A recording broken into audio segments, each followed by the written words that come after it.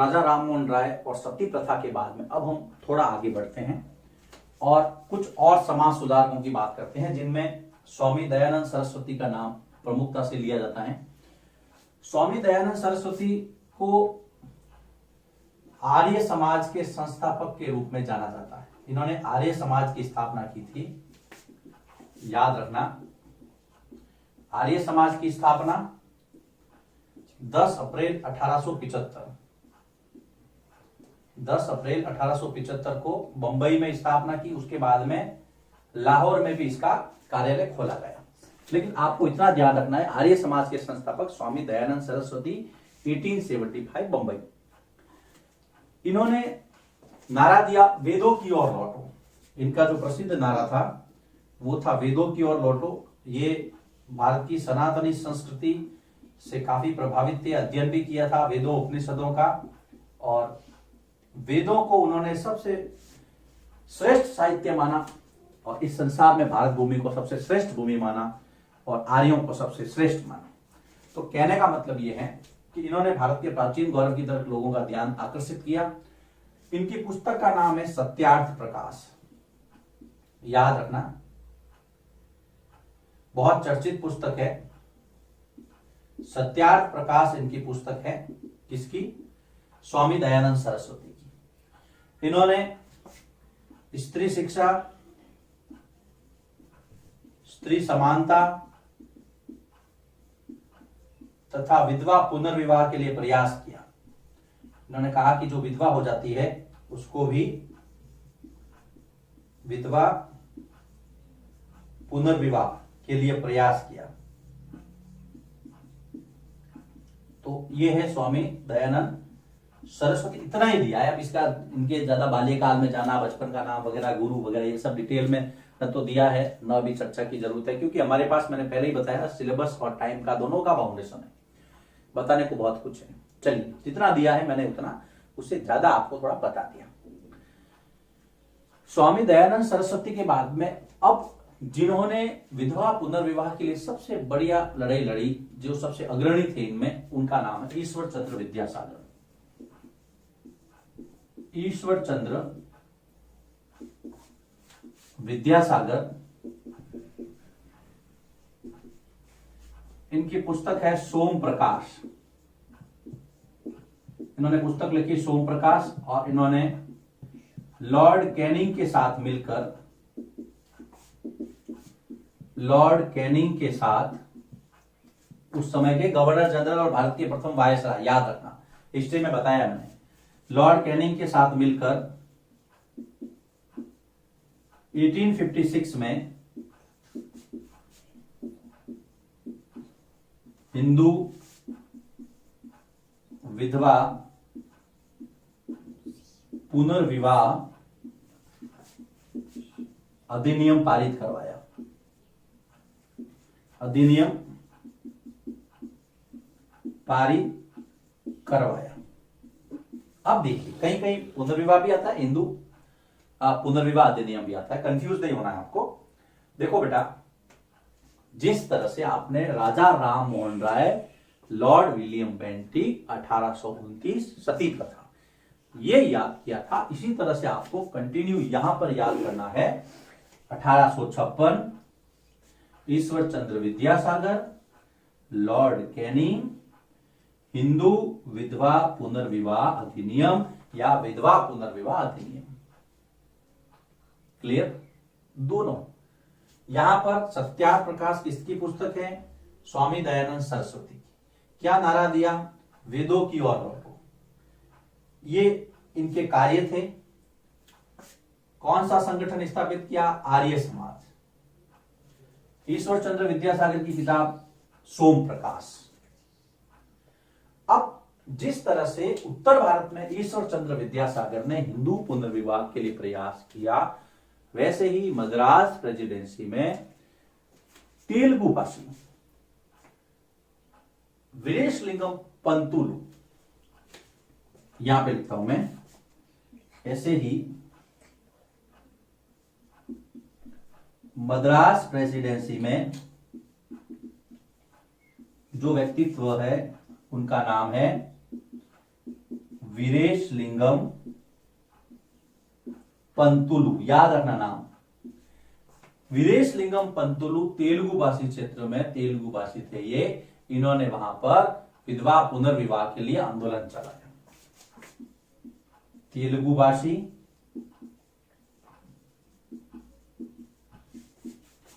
और हिंदू पुनर्विवाह, मतलब औरतें यदि जल्दी विधवा हो जाती है तो वहां पर इन्होंने कहा कि उनका रीमैरिज होना चाहिए के लिए आंदोलन चलाया।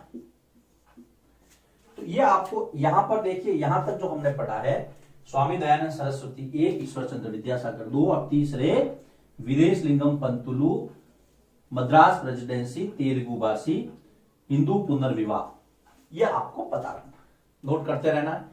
बहुत अच्छा है, बहुत सरल है और सोसाइटी से संबंधित है, रिफॉर्म से संबंधित है, तो पढ़ने में बहुत अच्छा लगता है। अब हम आगे बढ़ते हैं। अगला जो टॉपिक है उसमें लिखा है कि लड़कियां स्कूल जाने लगती हैं।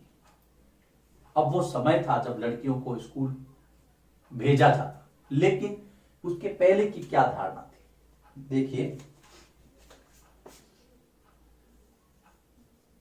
लड़कियों को स्कूल न भेजने के पीछे क्या क्या धारणा थी वो मैं बता रहा हूं आपको। टॉपिक दिया है लड़कियां स्कूल जाने लगती है, लेकिन पहले हमें यह समझना है बेटा कि लड़कियों को स्कूल क्यों नहीं भेजा जाता था। एक तो लोगों को यह लगता था कि स्कूल वाले लड़कियों को घर से निकाल के ले जाएंगे तो हमारे घर का काम कौन करेगा। पहली बात तो ये प्राइमरी, देखिए पहली धारणा यह थी कि स्कूल वाले लड़कियों को घर से निकाल कर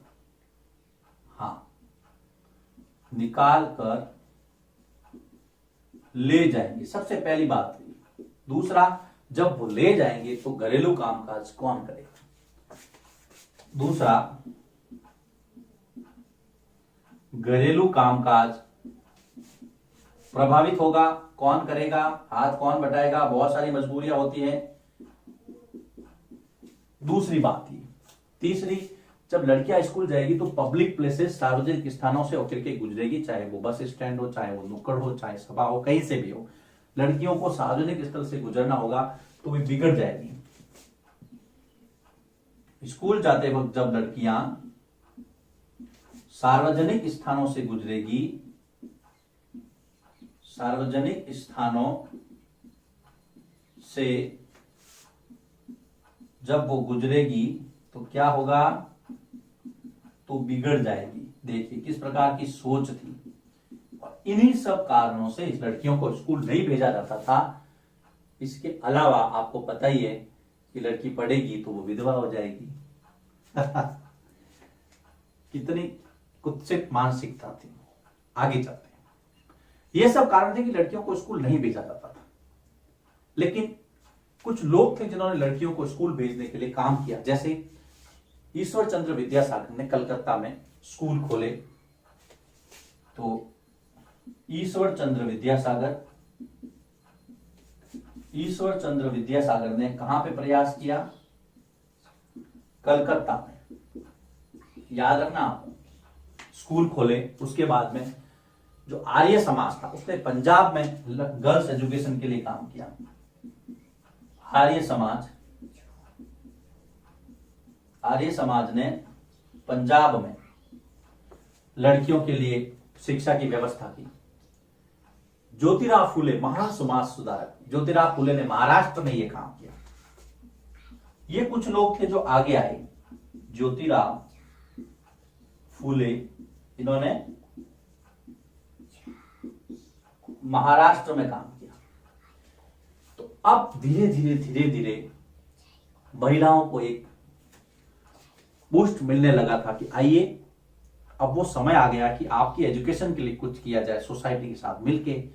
अब ये तो पुरुष थे, क्या कुछ महिलाएं भी थी जिन्होंने ये काम किया?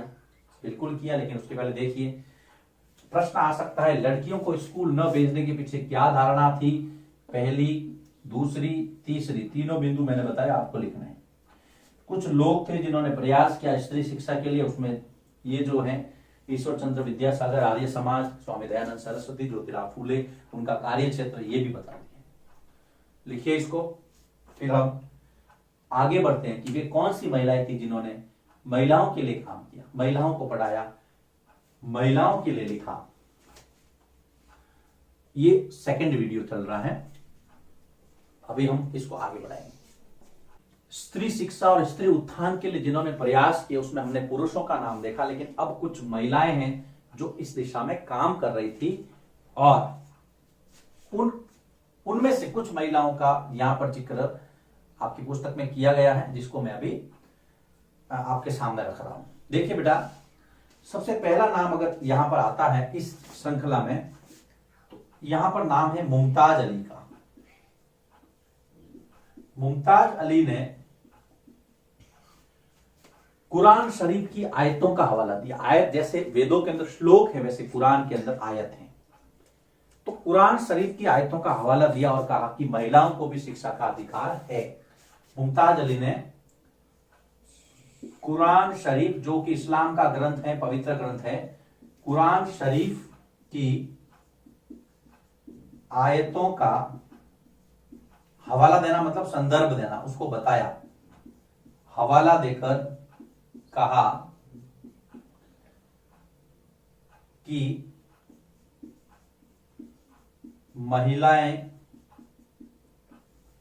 भी शिक्षा का अधिकार रखती है, शिक्षा का अधिकार रखती है। ओके, मुमताज अली। इस श्रृंखला में जो दूसरा नाम है वो है भोपाल की बेगमें, जिन्होंने अलीगढ़ में बालिकाओं के लिए प्राथमिक स्कूल खोले। तो भोपाल की जो बेगमें थी उन्होंने भी इस दिशा में काम किया। भोपाल की बेगमें जिन्होंने अलीगढ़ में लड़कियों के लिए प्राथमिक स्कूल खोले, अलीगढ़ में लड़कियों के लिए प्राथमिक स्कूल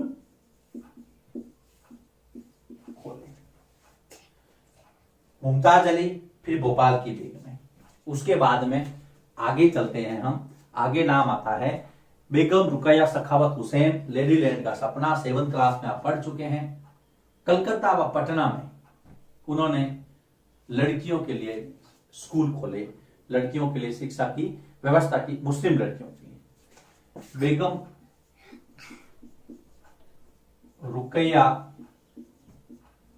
सखावत हुसैन उस समय की नारीवादी आंदोलन की एक प्रमुख, हम अग्रणी कह सकते हैं इनको। कलकत्ता व पटना में इन्होंने क्या, कहां पे, कलकत्ता व पटना में मुस्लिम लड़कियों के लिए स्कूल खोले, मुस्लिम लड़कियों के लिए विद्यालय खोले, स्त्री शिक्षा के लिए प्रयास किया। तो देखिए, भोपाल की बेगमें, मुमताज अली, बेगम रुकैया सखावत हुसैन, और अब बारी आती है ताराबाई शिंदे। ताराबाई शिंदे ने एक पुस्तक लिखी है स्त्री पुरुष तुलना। ताराबाई शिंदे ने अपनी पुस्तक स्त्री पुरुष तुलना, याद रखना कई बार एग्जाम में आता है, स्त्री पुरुष तुलना पुस्तक किसकी है। स्त्री पुरुष तुलना के माध्यम से, स्त्री पुरुष तुलना पुस्तक उन्होंने खुद लिखी थी। पुस्तक के माध्यम से महिलाओं के प्रति हो रहे भेदभाव को उजागर किया, भेदभाव को बताया। उन्होंने कहा कि महिलाएं जो है वो समाज का आधा हिस्सा है, इसको बराबरी का अधिकार मिलना चाहिए। तो ये आपको ध्यान में रखना है। इन्होंने पुणे के अंदर घर पे रह के ही शिक्षा प्राप्त की। आगे चलते हैं।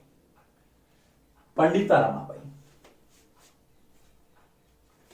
ताराबाई शिंदे के बाद में पंडिता रमाबाई। देखिए बहुत विद्वान औरत, पंडिता की उपाधि पंडिता रमाबाई। इनका भी नाम महिला शिक्षा के अंदर आदर से लिया जाता है। इन्होंने महिलाओं की दुर्दशा पर पुस्तक लिखी।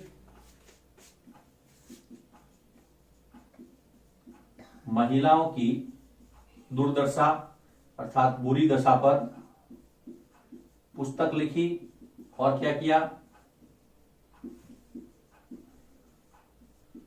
पुणे में विधवा गृह की स्थापना की।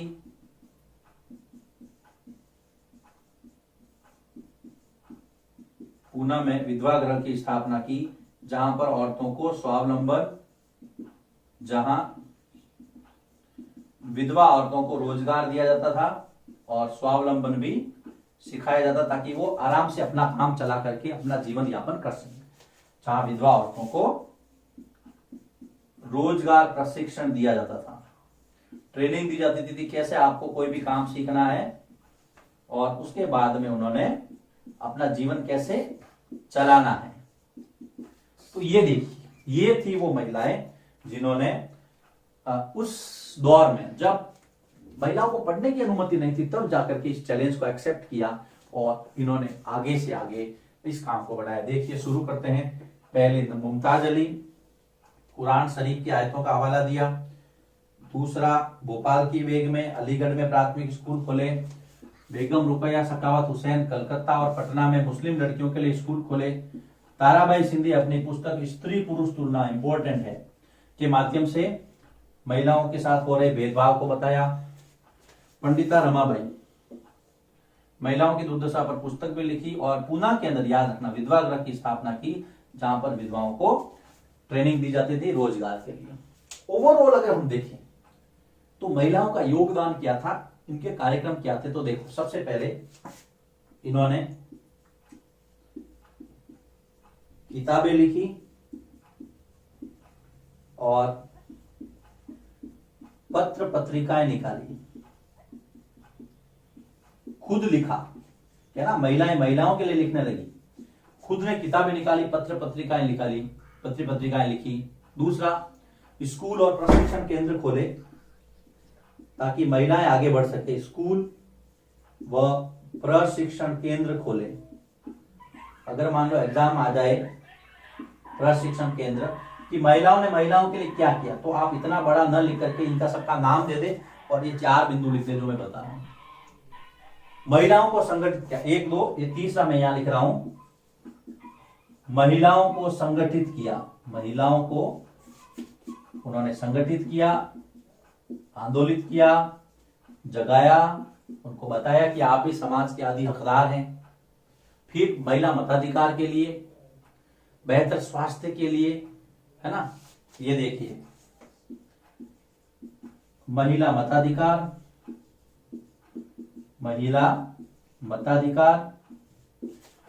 बेहतर स्वास्थ्य,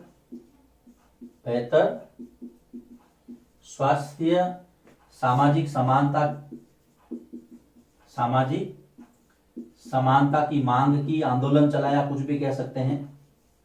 तो ये जो महिलाओं की जो कार्यक्रम थे वो उसको हम 4 बिंदुओं में लिख सकते हैं। किताबें लिखी, पत्र पत्रिकाएं निकाली, स्कूल और प्रशिक्षण केंद्र खोले। कैसे खोले आपको मैंने बता दिया। महिलाओं को संगठित किया और जो डिमांड थी कि वोट का अधिकार, बेहतर स्वास्थ्य, सामाजिक समानता, इसके लिए इन्होंने प्रयास किया। तो कहने का मतलब ये बेटा, महिलाओं के लिए महिलाओं ने क्या किया, कुछ महिलाओं का उदाहरण, उनके काम और लास्ट में इसका कंक्लूजन। यहां पर ये दूसरा वीडियो समाप्त होता है। इसके बाद में हम बात करेंगे जाति व्यवस्था की और उसमें कुछ ऐसे महापुरुषों का नाम आगे आएगा जिन्होंने समाज में समानता स्थापित करने के लिए काम किया। देखिए इसको, इसके बाद में इस चैप्टर का तीसरा वीडियो जारी रखेंगे।